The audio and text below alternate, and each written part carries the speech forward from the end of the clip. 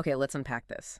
If the last year or two felt like you were just navigating constant plot twists, maybe some unexpected delays, 2026 is giving us major level up season. It really is. But, and this is a big but, only if you know how to move with the energy instead of constantly fighting against it. 2026 is not here to play small. No. And getting that alignment right is absolutely Yeah. critical. This deep dive is so necessary because 2026 is governed by the fire horse in Chinese metaphysics. And this isn't just, a simple animal year. Right. It's a very specific elemental combination fire sitting right on top of the horse, which is, it's intrinsically linked to tremendous speed, disruption, and really rapid reinvention. And our mission today is tailored just for you listening. We're extracting the actionable strategies from all the shared material, the Feng Shui guides, the astrological roadmaps to help you move fast, think smart, and lead with some courage. Yes. The goal here is thriving, not just surviving. We want you to feel aligned. And what's so fascinating, what really connects both of these classical systems, astrology and Feng Shui, is this foundational principle. They both share the understanding that life is, in a way, a hologram. A hologram. Yes, where your internal world, your thoughts, are mirrored by your external surroundings. So true. Sustainable change always begins with setting clear intentions inside, which are then reinforced by physical changes in your environment. And we have to remind everyone, this forecast is the collective weather report. We're looking at global energy, planetary alignments, all of that for the year.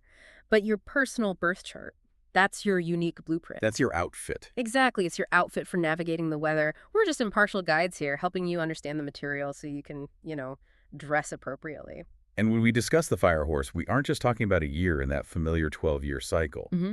This combination is part of a much larger, well, it's what we call the sexagenary cycle, a 60-year major cycle. We're actively moving away from outdated systems. Social, economic. All of it. And stepping hard into an era that's defined by rewriting the rules. And this is where the history becomes so instructive. To get the intensity of 2026, you just have to look back at the last time we saw this specific fire horse, 1966. A huge year. That year saw incredible, almost breakneck societal volatility, disruption across the globe. Yes. Significant global and systemic shifts. On the one hand, you saw the beginning of the Chinese Cultural Revolution, which was a massive internal upheaval. And on the other, the U.S. was dropping hydrogen bombs over Spain. Wow.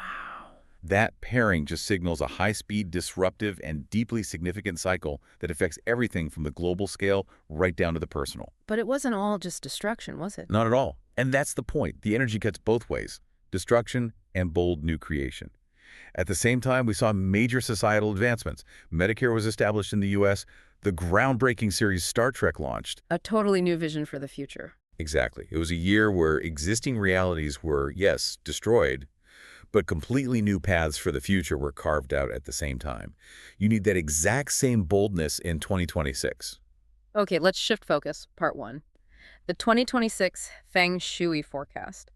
How do we take this blazing fire horse energy and actually channel it without, burning out our lives? The core energy is intense, it's volatile.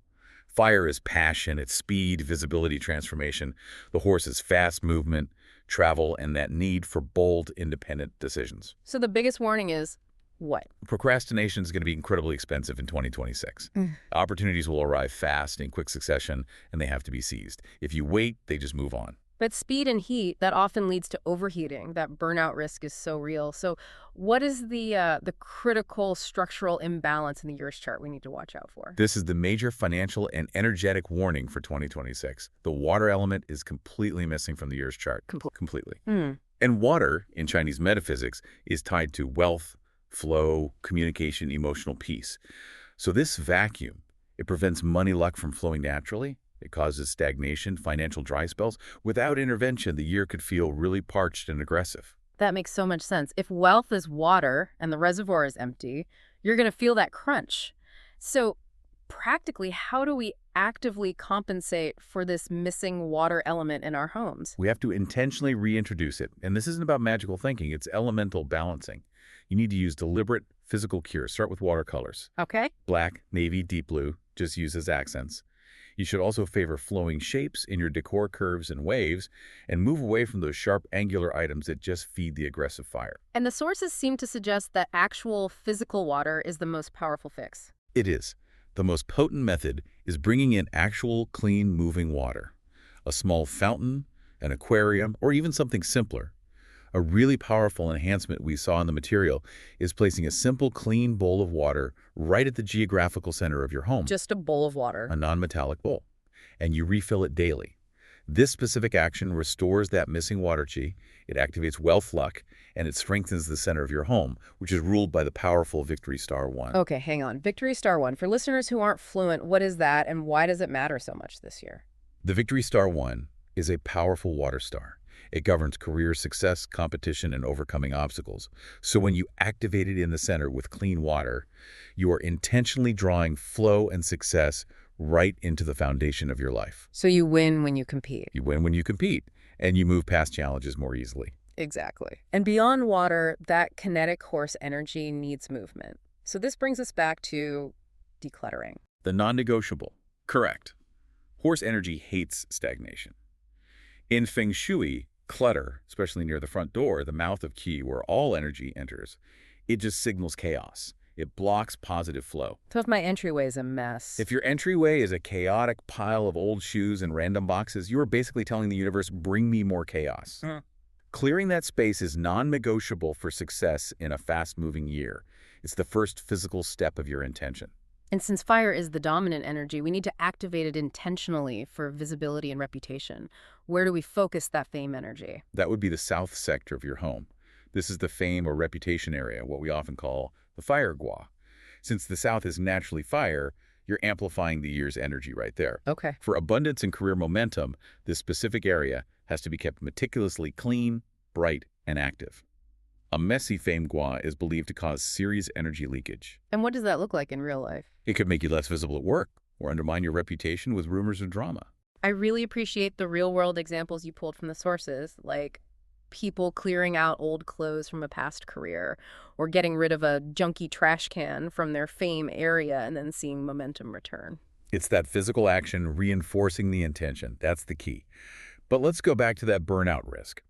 Since fire and horse energy combined can overheat the nervous system, we have to apply what I call nervous system feng shui. Okay, so how do we apply that balancing act without it getting too confusing? We use the water element to calm the aggressive fire. So water black, blue accents, fountains. It naturally mitigates that overheating risk. But this is where placement gets a little complex. Okay. Water enhances sectors like career in the north, which is a water sector, but water puts out fire. So you add too much water specifically to the south, that fame gua, you can actually weaken your reputation lock. Ah, so you're putting out the flame of your own visibility. Precisely. So it's not just add water everywhere. If I'm worried about my career visibility, I should put my blue accents or my fountain in the north for career and just rely on bright lighting and cleaning for the south. You've got it. You're working with the elements. The goal is logical environmental reasoning that supports your specific goals. Yeah. And this brings us back to the core idea. We are not looking for magic here. Right. We have to steer clear of what you called cargo cult feng shui. Absolutely. Yeah. That analogy is so powerful. Feng Shui doesn't create miracles, it creates alignment. The cargo cult story is about people trying to recreate the look of building bamboo runways, but they lack the understanding of the complex global systems needed to bring the actual cargo. So the ritual has no substance. Exactly. If you place a beautiful fountain, but your front door is still chaotic and you have no clear intention, you got a runway with no planes. The intention married to the structure is what matters. That is a perfect transition. If feng shui handles the physical environment, then the astrology roadmap handles the mindset. Let's look at the cosmic side of 2026. And this isn't about fatalism. It's about a framework for growth. Astrology provides that roadmap for self-awareness and evolution. It helps you track planetary movements so you can realign with your path. So it's like the genre of your life? It determines the genre, yes. Action movie, comedy, a thriller. But it absolutely does not write your storyline. You are always writing the story. So timing is key. What cycles should people be tracking, especially if they want to launch something big? Always track the moon cycles. The new moon is for new beginnings, the time to plant those seeds of intention. The full moon brings culmination and release. And a big one. Pay close attention to the eclipse windows. Why is that? It's often wise to avoid starting major new projects on or near an eclipse. That energy is it's volatile. It's synonymous with unexpected twists that can really shake up your plans. Okay, let's look at the big collective themes for 2026 that everyone's going to feel. First one feels so potent for a fire horse year. Identity upgrades. This is huge. We're seeing powerful planetary transits that prompt this deep reflection on who you are and what you stand for. 2026 really exposes what is no longer aligned. A career, a lifestyle. Exactly. A career that drained you, a lifestyle that didn't fit your values. And astrology can provide that external validation, confirming what your soul already knew, which gives you the courage to finally break away. And that courage ties right into the second big theme, which is all about finances, money and value recalibration. Precisely. The focus is on the second, house finances, self-esteem, values, and the eighth, house transformation, shared resources. The overall money outlook for 2026 requires you to think fast, wide, brave, and new. The cosmos is asking some tough questions. It is. Are you being paid properly for your energy? Do your expenses match the life you claim you want? This energy really encourages everyone to monetize niche skills and build strong personal brands. Visibility equals currency this year. And finally, relationships get real. It's about grown-up love. The seventh house, partnerships, is all about balance, cooperation, and clear boundaries. We need solid foundations. We saw this fascinating research on how rituals in the fourth house, or the family gua, can purge old negative family patterns. For instance, getting rid of inherited furniture from a house where your parents went bankrupt. Removing that ancestral baggage can strengthen your current relationships because you're starting from a clean emotional slate. Okay, now for the part everyone asks for, the elemental glow-up map for 2026, connecting Western elements to practical advice. Right, this is great for quick insight based on your sun, moon, or rising sign. For our fire signs Aries, Leo, Sagittarius, you'll feel that outgoing main character energy amplified by the fire horse. But you have to pace yourself. So the action step for fire is? Build stamina. And choose one big mission to focus on, not 5 smaller ones. Prioritize high-intensity, short-burst exercise, delegate tasks that drain you, and get a clear North Star goal for the year. And for the earth signs Taurus, Virgo, Capricorn. Their superpower is consistency and 2026 reward structure.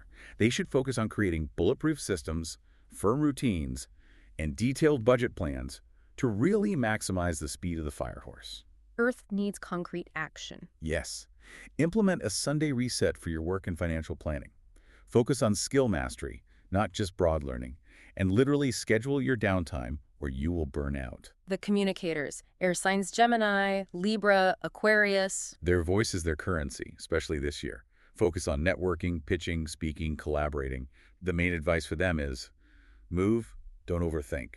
Get the ideas out there. So practical steps for air. Start a newsletter or a speaking series to solidify your expertise. Set hard deadlines to avoid analysis paralysis, and dedicate time each week just for collaborative brainstorming. Finally, our deep-feeling water signs Cancer, Scorpio, Pisces. They're going to be more introspective, which can feel overwhelming in this aggressive fire horse year. Their mission for 2026 is protecting their peace. How do they do that? Emotional boundaries equal abundance this year. Create a sacred home vibe and follow your intuition above all else. Rigorously vet who gets access to your energy and implement daily, non-negotiable downtime for meditation or journaling. That brings us to part 3, synthesis. Let's create the 2026 practical checklist. It all comes back to aligning thought and space. That connection is everything. Yeah. To truly change your life, you have to change your thoughts and your surroundings. We see it consistently. The effect of any intention just intensifies exponentially when you couple it with a physical action. Okay, step 1. Choose a powerful word for the year. Momentum, courage, clarity, stability, expansion. Then what do you do with it? You choose that word and you place it somewhere you will see it every single day. It's not just a cute idea. It's a constant, subconscious visual trigger that supports your goals when you inevitably hit some resistance. And for activating the physical space, the Firehorse Success Corner, how do we use that astrology roadmap to guide the changes in our home? You look at where the planetary movements are hitting your natal chart. So if you have a powerful new moon transit in your 10th house, which is the Feng Gua, you can intentionally activate that area with physical changes. If you want mental clarity, you have to clear the clutter in your knowledge Gua. What about a simple, high-impact ritual for relationships, since the 7th house is such a focus? For the love Gua, the far right-hand corner of your bedroom, you can place 2 matching items, 2 end tables, 2 potted plants, 2 red candles, and crucially, clear any obstacles from that corner. Does it work? We saw a compelling case where someone set up matching red candles, cleared a huge pile of laundry, and they attracted a solid, committed bond really quickly. And for attracting helpful people or community support, so critical in a networking year. That's the Northwest sector, the helpful people area, which aligns with the 11th house of community. Using enhancers there, like silver, mirrors, or even images of mentors, can attract assistance and strengthen your community bonds. Make sure you have the systems to support your bold moves. So what does this all mean? The 2026 fire horse here requires a really crucial balance. It means that the speed and boldness of the fire horse demand a simultaneous focus on two things: physical clarity, through decluttering and activating that missing water and mental alignment, through clear intention and strong emotional boundaries. You have to be ready to move fast, but never at the expense of your own peace. Exactly. And as we close this deep dive, consider this final provocative thought. Given that astrology and Feng Shui both encourage us to see the universe as intelligent and interconnected, how might the bold, fast-moving energy of the 2026 fire horse year actually serve to break down the feeling of loneliness, which is an increasing public health crisis, by forcing you to fully step into your identity and engage courageously with your external world? Through visibility, leadership, and networking. By demanding that you show up, the year naturally combats isolation. Think on that connection. We'll catch you next time.